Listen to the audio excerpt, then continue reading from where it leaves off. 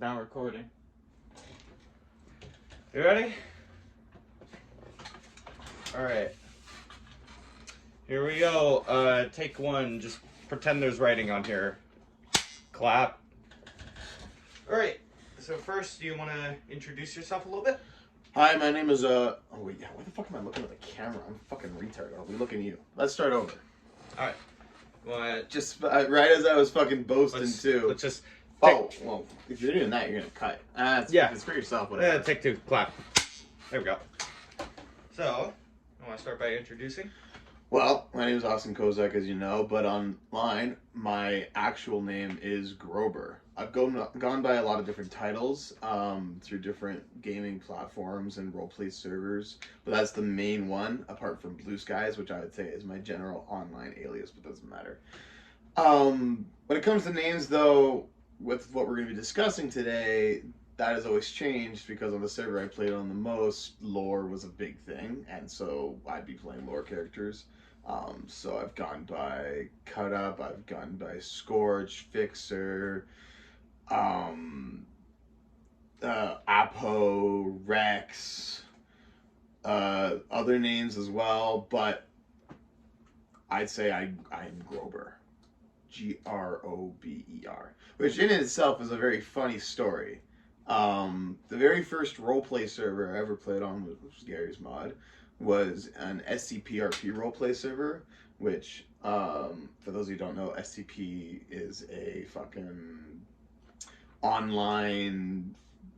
Actually, your professor knows all this. Why am I explaining? I bet he knows what SCP is. Oh, yeah. You know what SCP is, you're hype. Anyways, it was an SCP roleplay, and I started off as a D-class personnel, and you needed to be like one of the worst kind of prisoners that would be on the D-class, which is 1 month of service, and you get out, or most likely otherwise you die a painful, mysterious, horrible way. And so I was like, what character do I want to play who would be in this scenario potentially? And I was like, you know what? It'd be really funny. I'm going to be Hans Gruber from Die Hard 1. And I was, except Gruber is spelled Gruber. And my dysgraphic ass was Grober. So I am Grober. Sweet. So you're just a misspelled version of a Die Hard character. Pretty much. Alright. Very cool. Alright, so we're going to start with the first question now. What? I gave a long answer to what wasn't even the first question. Yeah. It's like 3 minutes in already. Fuck. See, this is what I mean, right? What were you looking at here that was funny? It goes for like an hour. Oh no, I was just giggling to myself. Actually, I'm gonna add another video real quick. I mean, we're gonna cut here anyways. Don't stop the recording. It'll be quick. Okay.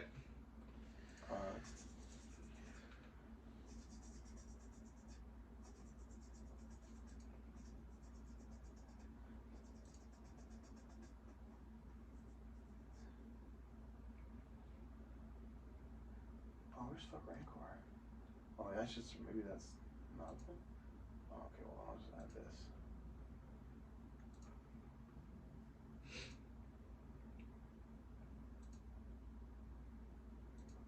Also, just saying, I'm gonna have a cut version for the project, but if he wants to watch, there is gonna be an uncut version. So he's gonna see this. He's gonna see a lot of this. Whatever, what's up, man? If you're watching this, I don't know why. I mean, it's available for him if he wants to. Alright, first question. Okay. What do you enjoy about participating in Star Wars beyond just consuming the actual canon products? Like, what drives you to seek out a community like this beyond just enjoying Star Wars as it is? Well, I would say the technical answer to that would be Star Wars as a franchise, and any franchise that I'm into, other than Star Wars, World of Warcraft, Avatar, more recently the Terrifier universe, different games, everything that I have up and around me, Minecraft, everything that Harry Potter, I know that's a shorter list, but there's a lot of different ones. It's just they're everywhere else. 28 Days Later is my all-time favorite movie. Uh, Everything that anyone gets into, but especially me, is a form of escapism. All right, and so I feel that role play for a lot of people, including myself, is a deeper level of escapism rather than just watching. You're participating, which I've always thought as well with my ADHD. I can't always just, even if it's something I love, I can't always just easily just sit down and watch and focus. Actually moving and being a part of it is a whole, I just got a flashbang, is a whole bigger part of being involved and is more entertaining and keeps me more engaged. So where Gary's mod came in and Star Wars roleplay came in is, like I said, my first ever roleplay was actually SCPRP. I had more just been messing around on Gary's mod, looking and seeing what servers there are, and I saw this and I was like, what's this like? And I started understanding what roleplay was like, and then I also started roleplaying in World of Warcraft, and as I was doing this, I was seeing more videos on YouTube that were a very common series, which is people going onto these Star Wars roleplay servers and trolling, messing around, just wreaking havoc. And it was a lot of funny. It was a lot of fun. It looked really funny. And I don't know why. I really don't, looking back, have a reason why at the time I didn't think I was going to get into Star Wars roleplay or ever be interested in that. But I went one day to mess around. I was like, you know what? It's late this night. I'm bored. This server's pretty populated. I'm gonna join that. I'm gonna do what those videos do. I'm gonna mess around. I got nothing to lose. Why not? I ended up joining a server called IceFuse. I went and tried this 2 times actually. So the first time, technically, when I went to join the server, I went through the basic training from Clone Recruit to Clone Trooper, which is just a process involved on every single server where new people that join the server for the first time, they go through basic training teaching you about faces, formation, rank structure, battalions, defcons, trigger discipline, how your weapons work, controls, everything, just the basic initial knowledge you need. Oh, that guy got ganked. That you need to actually play and understand what's going on. And then you go from Clone Recruit to Clone Trooper and normal CT, or what I saw was 101st. It used to be the 101st Battalion, just the shinies, the white guys. That's not what I meant. Anyways, so the very first time I joined was in the middle of the night. I went on, I got through that basic training, and then once I swapped from Clone Recruit to Clone Trooper, I ended up in the Clone Trooper barracks on what I now know was the Venator map, and I couldn't find my way out. I couldn't find my way out of the barrack area. I got so lost, and there was no one there, so I couldn't even get the satisfaction of really doing anything. I found one person that was AFK, RDM'd him, and left. And that was it. I just killed the guy and left. And a month later, I was bored again one day, and I'm like, you know what? Let's try that again. It didn't go well last time, but I'm going to give it a proper shot this time. So I rejoined the server. I think I had already had my CT rank from before, so I didn't have to go through training again, even though I'd pretty much forgotten everything. I got outside of my bunks, and this guy that I know was a 41st Battalion Clone Trooper sergeant. And the 41st is a recon battalion of camo and green armored troopers that fought under Barasafi, Luminara Unduli, and Yoda. Most notably, you would have remembered them from Revenge of the Sith. They were the troopers stationed on Kashyyyk with Yoda during the Battle of Kashyyyk in the 3rd episode of Star Wars. So one of their sergeants approached me, and what normally would happen when you go to recruit somebody, I'll learn later on in my career in Star Wars roleplay, is you would go up to them, talk to them, say hi, ask them how they're doing, tell them you're doing tryouts for this battalion, tell them what the battalion's about, see if they're interested, bring them along, and then get a proper thing going. What happened for me was I was just in the hallway. This green guy walked up to me and was like, "Hey, you, follow me." I'm like, "Okay, whatever." I was ready to like just kind of like go along, see where all the people were, and then I'd start messing around. Um, he brought me into his bunks. Unknowingly, I went through tryouts for the battalion and ended up joining the 41st Battalion. Instantly after I joined, they teleported me from the bunks to a simulation room where all the rest of the battalion was. The commander was there. He's like, "Hi, you're new? Congratulations, you're private first class." I was like, "What? I just got promoted out of nowhere?" This is totally not regulation either. My commander just didn't give a fuck. He was just chill. The 41st was one of the most chill battalions I've ever had the privilege of working on in my entire Star Wars roleplay career. But yeah, they just kind of nabbed me, joined me. I did a simulation with them. Then I think an event happened, so they ended up running with them to the debrief. Then went to the battle stations and all that, and that's just what started it off. Was morbid curiosity, seeking escapism, and to deepen my level of engagement within the franchise. And then I wanted to mess around, and then once I actually got a taste of what was going on, I pretty much instantly fell in love and wanted to be a bigger part of the community and advance my way up. And then I just did, and it went crazy, and it was a huge moment in my life. It's still a huge part of stuff I look past or look back on, and I think a little bit of how it shaped me too. All right. Well, you just so happened to answer the first question and the second question. Oh, really? In the first question. And also, don't worry about defining the. I know you said not to define them because you're gonna add little things later. I'm gonna add. Hold like, on. Yes, you're gonna be editing, things, and you're like, "Hey, Austin, what does RDM mean?" Yes, and I'm actually. gonna be... Do you know what RDM means? You've played some Gears mod. Oh, probably. No, I don't. Random deathmatch. Okay. Yeah. So basically, while I'm editing, whenever you mention a term, there's gonna be what I'm planning as a little pop-up that'll have a little definition of it. That's cool. So, I want to see that. I'm excited. The second question was going to be, how did you get into the community and how did you rank up to being a full organizer? Okay, no, I didn't answer that. If you can add to that. Okay, go so right no, ahead. so basically, as I said, so I guess I'll just continue now. That was the start of how I got into Star Wars roleplay and how I got introduced into the server.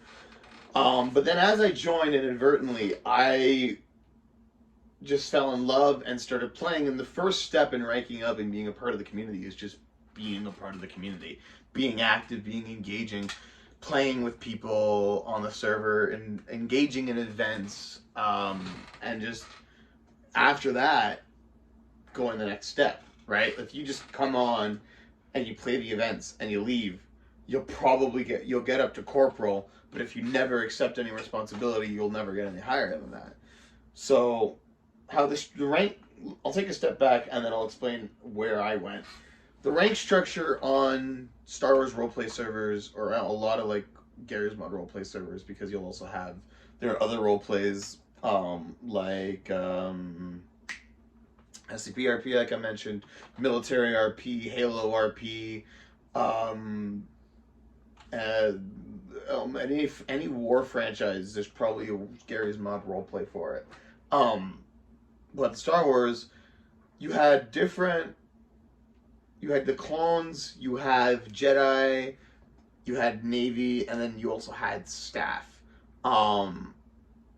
And so with the clones, you'd have enlisted, which was like private first class, lance corporal. Then you have NCO, which increases your responsibility, increases your rank, meaning you can actually give orders to people below you, and you have access to more things on the server and places and things you can do. And as you would go through sergeants, you would get responsibilities to like lead people, to start recruiting people to the battalion, to host trainings and simulations, and just you'd also end up being anyone in the battalion really, but NCO and above, for sure, represented the battalion, right?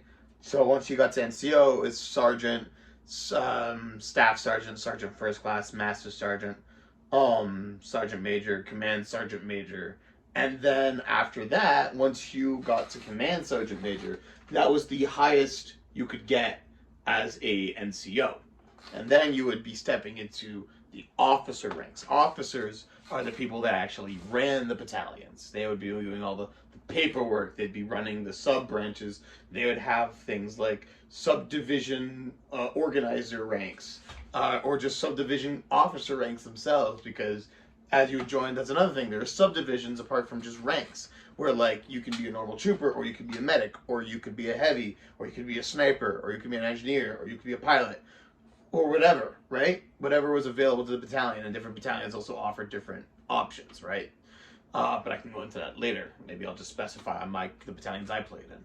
But anyways, once you got to officer, there was SMB, which was like that trial period. Not a lot of servers had that. That was how ISUs worked, though. You'd have SMB, where you would be promoted to that. You'd be like 1 month as an SMP, or like 2 weeks or something like that. They would be like a test period where they gave you some officers' responsibilities and stuff like that. And then the officers would be like to vote and see if they think, yeah, this individual is ready to join the team. Then you would go to the first officer rank, which is second lieutenant. Then first lieutenant, then captain, then major, then lieutenant colonel, then colonel. And then we get to the executive officers, XOs. They were always a maximum of 4 individuals, and usually you would get that full 4. You'd want to have that stat cast. And they'd be the main people running the battalion, but also they're like the assistants to the manager, the commander. They would also be the ones running companies within the battalion, right? So for example, later on, I ended up joining a battalion called the 501st, and that had the 332nd Company, it had Torrent Company, and it had Carnivore Company, and every executive officer would be like Commander Apple, which was in charge of Torrent Company. You'd have Commander Ville, which was in charge of Carnivore Company, and you'd have Commander Vaughn, which would be in charge of 332nd Company. And each of those executive officers would take up those positions. And they would also have other positions within the battalion, whether it be just verifying documentation work, working on the roster, attending meetings, hosting meetings, and just in general helping out the commander. That's how that worked. And then executive officers were also the ones that would eventually be the ones picked to become the new commander of the battalion after they'd go through a heavy recruitment process, which was an application that you'd post in the forums. Members of the community would vote on that application to say, hey, yes, this person is a good candidate, or no, this person is not a good candidate, and why. Then after a while, staff would either like leadership of the server itself, which is even beyond what I'm talking about, which is in character, which is just the roleplay itself, the game itself. They would say, okay, you're accepted for an interview. You'd go through an interview, they'd test you on lore, they'd give you scenario questions, they'd ask you what your plans for the battalion are, stuff like that. And then they'd interview all candidates, because often this was happening, like I said, there are 4 XOs, but then you'd have other people from other battalions, or other people just coming in that are also eligible that might want that position. There have been times where you only have 1 person applying to be the commander. There are times when you have 5 people applying to be a commander. It's kind of insane. And then after all of that, then the management of the server will choose between the candidates who they believe should be taking the role of commander, and then they are given that role. They have all power towards that battalion. They are in ultimate command of that battalion, and they can make all the changes they want.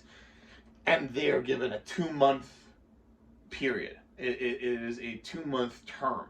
And then after that 2 months, they can either reapply for another term, or someone else will get the position. And that's the basic hierarchy of a battalion in Star Wars roleplay. And so when I joined the 41st, way back in 2017, I went from private to private first class instantly, like I said, but then I just started playing the game. Right, I'd log in every night, I'd play for a couple hours, I'd be part of events, and then after an event, we'd have something called a debrief, where we'd all hang out in a big room. Everyone would get a chance to talk about how that event went, criticisms, positivity, shout outs, things like that. And then they would also do promotions publicly. So each battalion would line up, they'd step up to the stage to say, this person, this person, this person, this person, you're promoted to this, congratulations. And then also bigger promotions like officer promotions or even commander promotions in the end were done in these big meetings so that everyone on the server could see. And it was just a really great environment to do that. So I would be going, I kept on going and I'd get promoted. And then I eventually got to sergeant, because by the time I got to sergeant, it was about a week later playing in the server, and I really had fallen head over heels for this game. I was so ecstatic. I was having so much fun being a part of that community, having that responsibility, doing all that stuff, playing within Star Wars, feeling like I'm a true member of what the story is and a part of the story, right? You watch something, you fall in love with something, you analyze things, you collect items from it. That's all well endowed, but like I feel like the Star Wars roleplay made Star Wars a part of me, and I couldn't I would say part of me is like a Star Wars clone trooper fighting with my brothers. Those people that I played on the server were my brothers. It was so much fun, and I felt so connected, and we'd hang out for hours on every day. I put in like 16 hours a week or something, probably more, like 4 hours, 5 hours a night. Especially back when I first started playing, I was still in high school. So I'd get home from school and I'd play all night.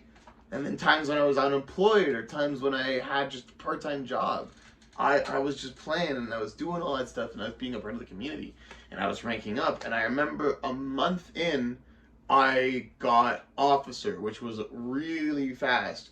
And I was not able to be at the debrief for the promotion itself, because I was working at a pizza place at the time. But I remember I was walking home and I got the text from some of my friends on the server saying, hey, they promoted you to second lieutenant.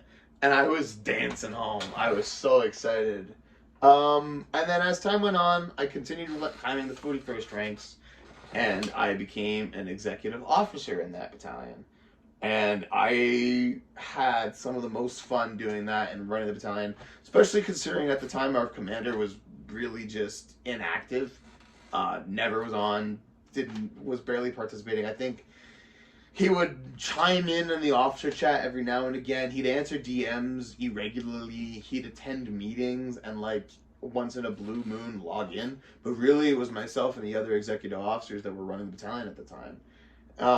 But it gave me a huge understanding and love and appreciation for the server. And what's really interesting is when I look back now, not only just from that time, but then later on as I advanced on the server at later times and in different battalions and in the staff team, or on naval. I don't know if you want me to even get into my full Star Wars history. It'd be a long thing. You do have access to the application I made for when I went for Commander Rex, and that was me going into full detail of my entire Star Wars roleplay career up until that point. And there was a whole part 2 when I was on a different server, so it's a whole other story about different perspective between different servers. But basically, I got executive officer, and also when I got commander, or when I was admin, or when I was a game master, all these different experiences on these servers. I look now and I can really see how the structure and how those things ran is actually very similar to real world companies and just how people run things. And thus, like I said, like not only is it Star Wars roleplay and Star Wars a part of me, but it molded me and it made me understand how the world worked in a way that no schooling ever could, just because I was never engaged, nor did I give a fuck. I didn't care, but I Star Wars roleplay, oh yeah, I cared. And I learned. And I think it helps with how I go through life. Alright, so I got a lot to say. Okay, First can of I take all, a sip of water? Yeah, we're already almost 30 in. Uh-huh. Time flies by.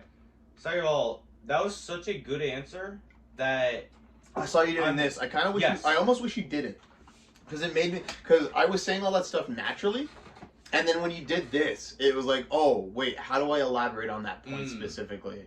If you hadn't said anything, I might have just continued. It's on just there. because you were answering stuff that I really wanted from the first question, where you're like talking about your connection to the other people and talking about how this stuff sort of educated you into the. I didn't get that from the first question. That is kind of what I wanted from. Yeah, I didn't get that from the first question. Or at least that's kind of what I want from the project in general is that kind of stuff. Because I wanna know like the emotional connection that people get from this, you know? Yeah, I shouldn't have smoked before the interview. That was okay, so you answered quite a bit here. I guess the next one you can quickly do this one, which is how do you organize the events? Like as an organizer, how do you get the events together and getting everyone involved, that kind of thing? Okay, well, so I did game master work on 2 different servers. The main server I ever played on, Ice Fuse Networks, and then also the server I played on called GFL, Games for Life, which unfortunately is no longer up. I did game master work on both those servers, and both were very similar. I'm trying to remember if there was an extra step from Ice Fuse days, but I'm gonna say no. I'm not even gonna try to remember that. I'll just get to the point. On Ice Fuse, things were a lot more rigid, I'd say. One big thing that they kept to was trying to stay lore friendly and accurate. And because of that, every event I did on that server and every event every other person did, they had to, if it was going to break canon or do something early, like especially Order 66 events, those were rare and fun because you'd have to get special permission to host that. Because you'd have to like have an excuse saying, "Oh, it was just a dream." Well, what? Because you're killing a bunch of Jedi, but you're working with the Jedi, and then obviously that's a huge turning point in history. How do you go from that to just, yeah, we're working with the Jedi, the war's still on? Yeah, it was a rare event, but you had to work within those confines. On GFL, not only was it a lot easier to get to Game Master, whereas on Ice Fuse you had to be an actual staff member, so you had to apply on the forums like you did it for Commander.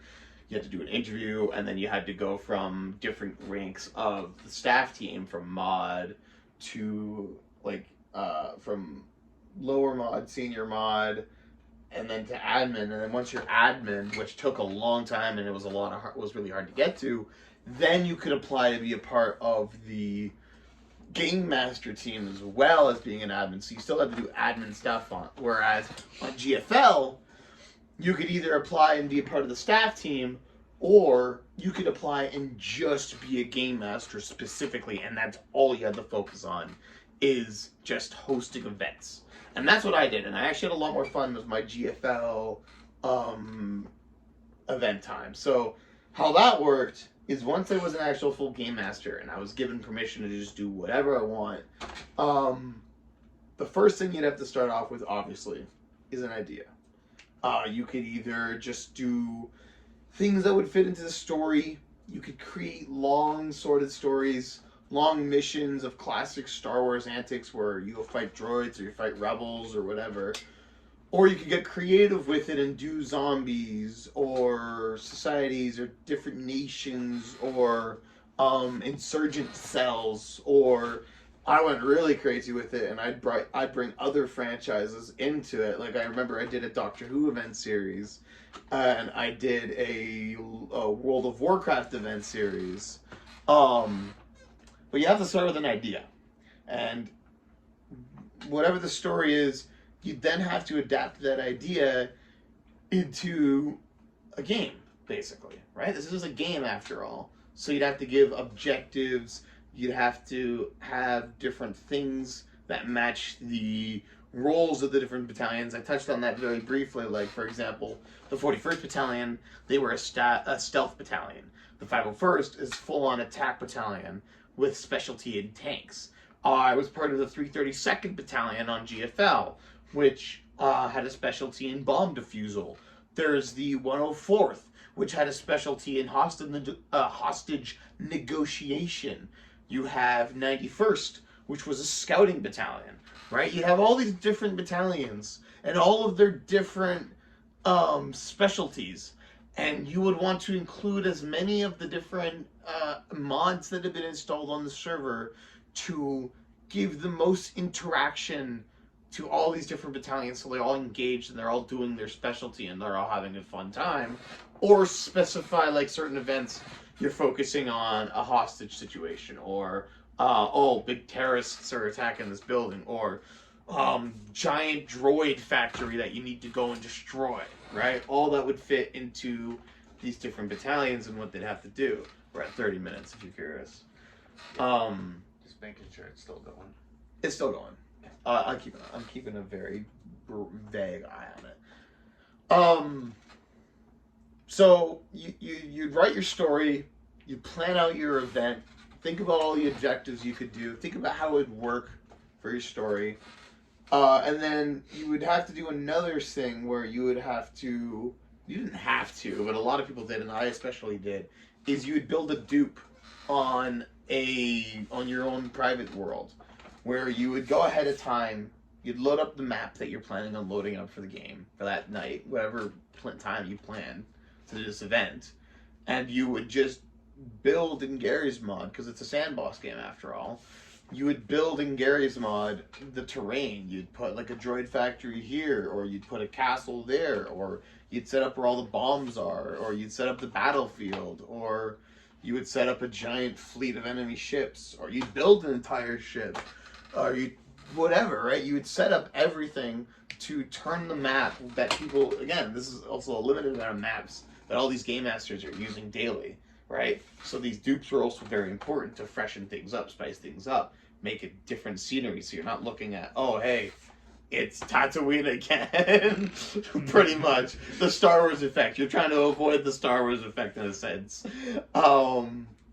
And so you'd build the dupe, you'd have it all planned out, and then once you're done there and you're ready, you either would do this beforehand and then work within your time frame, or you would be ready for the event and then you would schedule the event. That means with other game masters, you say, hey, on this day at this time, I'm going to do this event.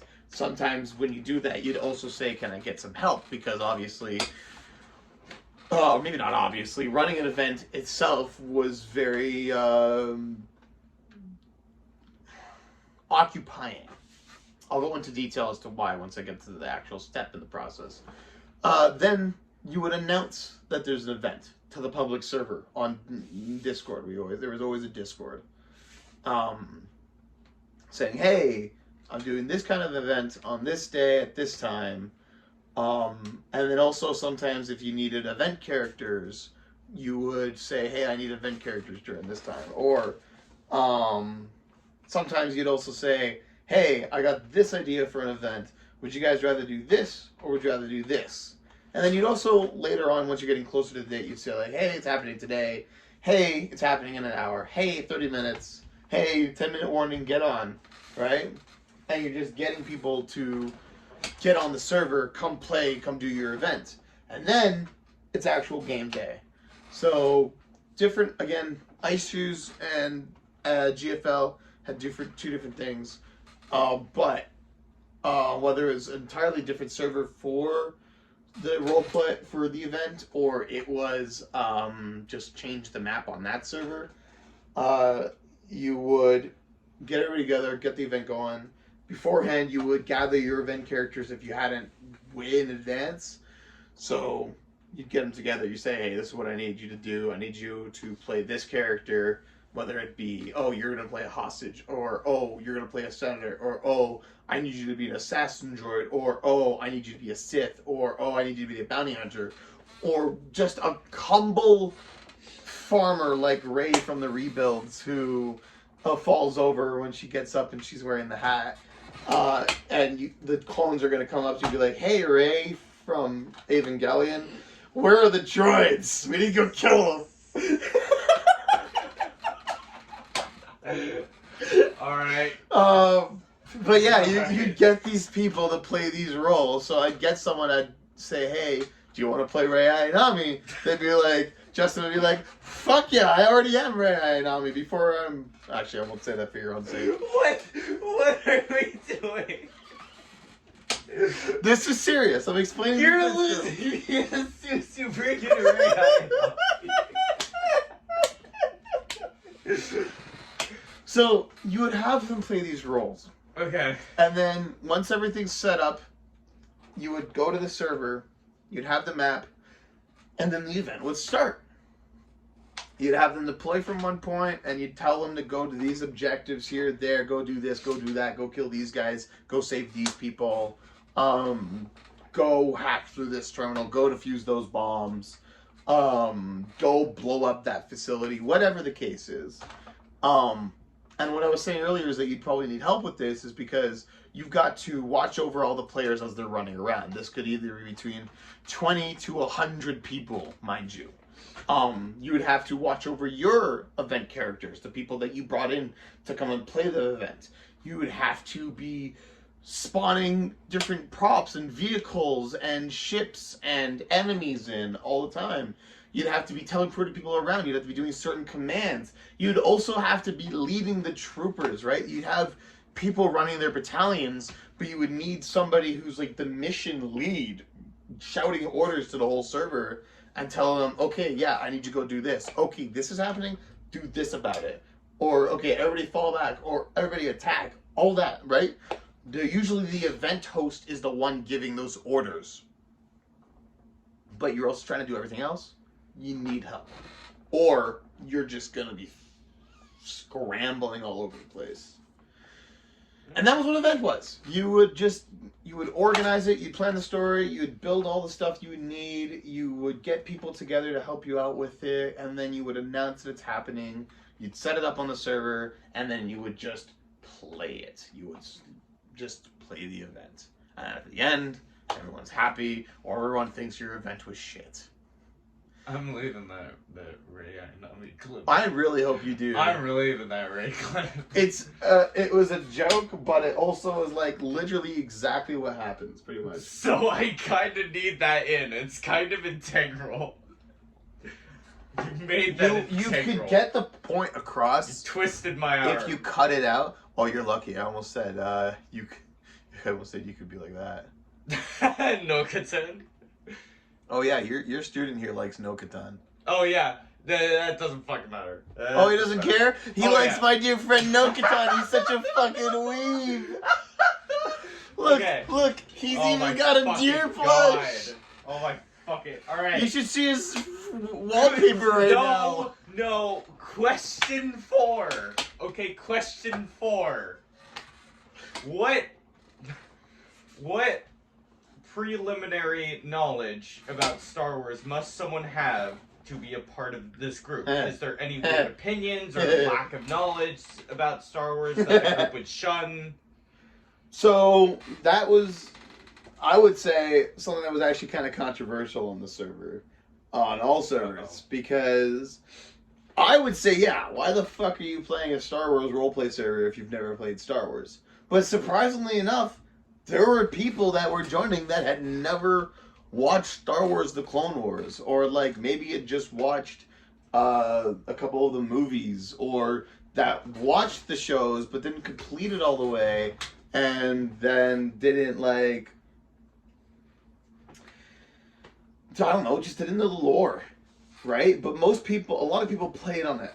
And did know lore. That's another reason why people would get involved. Like it was said, like IceU's the main server I played on, lore was a very important part of it. It was a very important aspect and would be stuck to a lot. So on that server, if you didn't know Star Wars lore as much, it was a bigger deal. But you would usually just stay lower ranking and you wouldn't be important.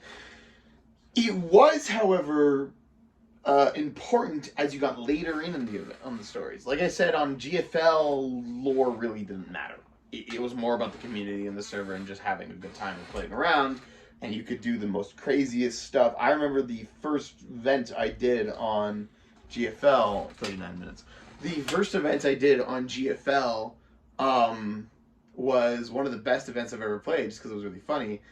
Was it GFL? Maybe it was ICU. I think it was GFL. I can't remember. It was one of the servers. We got to this village because some person was like invading, but it turned out to be this like weed dealer, and he ended up just having everybody get around a circle and smoking weed in game.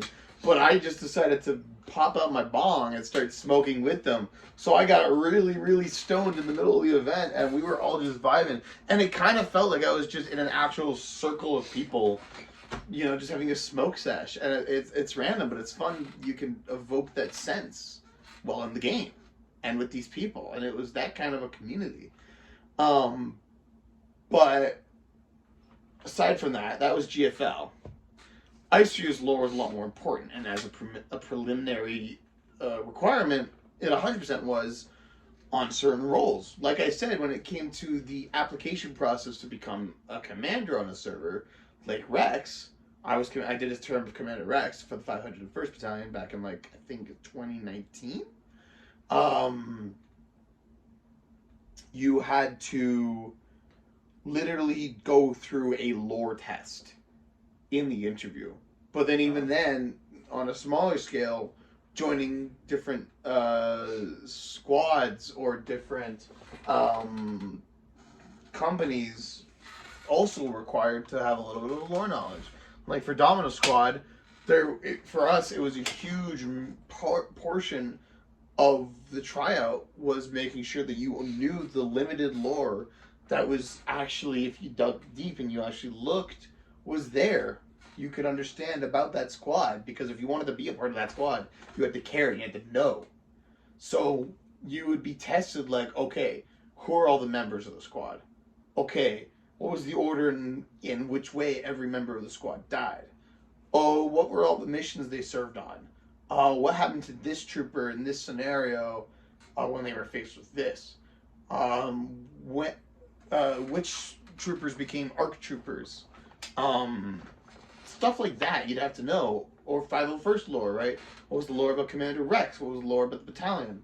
All that jazz. You have to know the lore to actually advance or to host events, right? Like I said, you had to stay within the lore. So if you don't know the lore of Star Wars or Clone Wars, which you would be tested when you went through your Game Master application process in your interview, you would be asked these questions about lore, and you would answer them.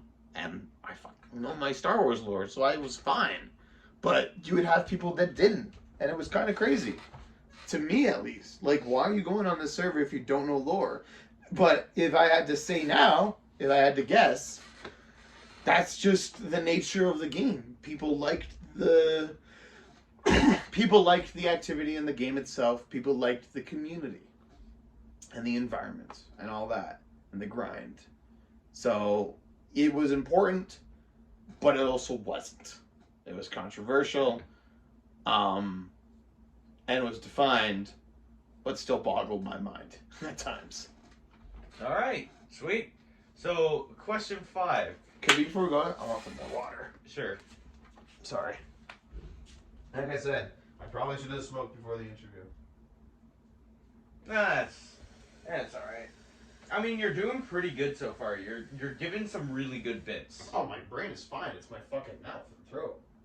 Oh, I see. You're dry throat. Yeah. I mean, if you haven't noticed, that's good. I feel like I'm losing my voice.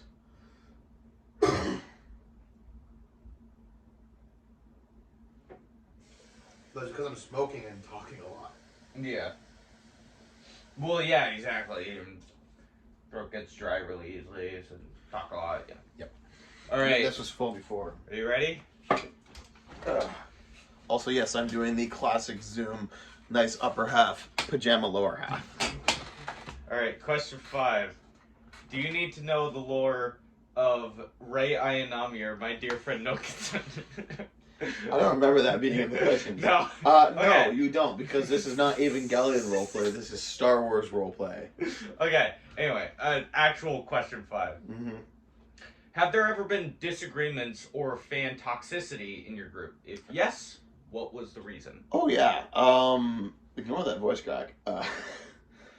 Yeah, I mean, disagreements, fan toxicity. I don't know if it's. It wouldn't be for what you would kind of expect within nerd communities. It wasn't so much people talking about like progressivism or lore debates or stuff like that. I think the most in that regard I would have ever seen was back during my SCPRP days, because we would spend half an hour yelling at each other in a hallway in the game about the lore and rules about how certain SCPs can interact and attack in certain ways. But in Star Wars roleplay, I mean, you knew the lore, or you didn't. And then other than that, Star Wars itself was kind of its own. If there was ever any toxicity, which there was plenty. I always avoided it, but I know it was there. It was within the community itself, whether it be people breaking rules or people doing things that people disagree with. How certain battalions are being ran, decisions being made, promotions being given to people, other people, people just being in general toxic towards other community members, things coming up, right? You finding out someone's racist or a pedophile or whatever, usual internet bullshit you'd expect. But then there's also that would devolve into certain activities as well within like staff team or leadership teams, or just mindsets of individuals where either people were just always rude because they had the power and they could be rude and get away with it. That actually manifests into one person I can think of the most. A guy named Malice, who was the leader of Rancor Battalion. Fuck Rancor. Inside joke you wouldn't get, but I can't explain if you want to at a later time. Malice literally sounded like he smoked a carton a day. Was yelling at everybody all the time. Was super disrespectful and just like super harsh and rigid and just mean. When I applied for Rex, he actually supported me, but instead of saying like, yeah, he's a good candidate, he's cool, whatever, he just like what we'd say is like a yes or we think he's good. We called a +1, or if you think he's a bad, you would give him a -1. He gave me a +1, but then also said, "Do not fail me." That's the kind of attitude this guy had, where he was just like, "Pop shit, don't fuck with me, or I will mess you up." Apparently, it was a rumor. I kind of don't believe it, but this was something said a lot. Was Malice was so mean to some kid one day on the server that he actually got the server sued. I don't know if I believe that, but that's the kind of shit that was said about this guy. And there were people on the servers like that. Sued by who? Like the mom for like emotional trauma that did a kid. I'm guessing. But then you also had shit where like even if you didn't like a person or you wanted to stay in charge or whatever, you'd have witch hunting going on. You'd have false reports. You would have people just like never wanting to work with somebody or trying to go at them. I mean, I guess that's what witch hunting is, going after them at every single which way possible at every moment they can. But that's the kind of toxicity we dealt with, was just people being rude, being abusive, abusing power, getting power hungry, or just in general going after members of the community. For goodness, who knows what. GFL was actually a better community in that way, because it was a lot more just community oriented and just having fun and messing around and being inclusive and all that stuff. Whereas Ice Fuse, obviously being more rigid to lore and having a lot of rules, and as long as you stuck to those rules, you couldn't really get caught. You had a lot of other more players that were probably less kind. So yeah, it was a great place, phenomenal community. But if you looked in the dirt, there was definitely drama. There was a lot of drama that I always avoided, so I don't have a lot of specific stories. But like I said, it was there. I know it was there because I've dealt with it a couple times, and I've heard it all the time. Too many times to recount specifics. Yeah. I mean, it's kind of like how world's a nice place to run around in, but if you open up a rock, there's gonna be a couple ugly bugs under there, you know. Pretty much. Yep. All right. That was mostly it. So now we got the final question at a good 49 minutes in. Yeah. Yep. See how like. Let's see if I can drag this last question out to No, make it please, an hour. please, no. I gotta edit this. Please, I gotta comb through this and edit this after. Not tonight. You gotta go to bed. Oh no, I gotta go to bed after tonight. Okay. You do have to go to bed. Right. So what's question number 6? How do you feel about people who are put off or weirded out by your fandom activities? What would you want to say to them to make them see your community in a different light? Oh, what do I say? I mean, first off, okay, I don't really care. I'm not a furry. I mean, it's what anyone doing LARPing would say or whatever. I mean, when you really look at it, what I'd say to them is, at its core, it's a community. It's a gaming community. It's a bunch of people who are like-minded, who enjoy the same things and enjoy the game and enjoy the story and enjoy the universe, get together and they hang out and they spend a lot of time. Yes, it might be weird that, oh, I'm spending a lot of time doing what seems like a second job for a video game, right? But if there's really anything I've gotten out of it, it's how I grew as a person, and it's all the memories and the friends that I got along the way, right? People that I will cherish for years and years and years to come. People who still reach out to me in DMs and like talk about the glory days. People who who are still playing the games and still making a difference from times that we've had together. That fuck Rancor me and Mike brought up, that came from an incident with a friend of mine from my early days where we were in a training late at night next to the Rancor Battalion, which is the battalion Malice ran, by the way, so that gives you an idea what kind of battalion it was. They were all, I like drinking Brita filtered water. No. And they were like supposed to be the best of the best. They were all lined up, and it was just me and my friend, and we were in TeamSpeak. We were using TeamSpeak instead of Discord at the time, and we just like decided to say fuck Rancor. Yeah, fuck Rancor, and we just started chanting it back and forth. And I can't remember if it was him or me, but one of us pressed the wrong push to talk key. So rather than talking in TeamSpeak in the middle of a assembly with all leadership and the battalions where we're supposed to be quiet, PTS was active, either me or my buddy just yell out, fuck Rancor, right next to the battalion. And that's huge. That's battalion disrespect. That can get you PT, a demotion, just a good fucking punish, like removal, whatever. It can get you in trouble. And I don't know if no one heard me or him or us or whatever, or if they just were like, did I really just hear that? Or they didn't care. Who knows what? We got away with it, and it just became our inside joke. But we started spreading that, and then way later, after he and I were both XOs for a while in the 41st, he was ready to leave the server. I think he just had life, you know, too busy, didn't have the drive anymore. Who knows what? I can't remember exactly. But Kozak was ready to resign.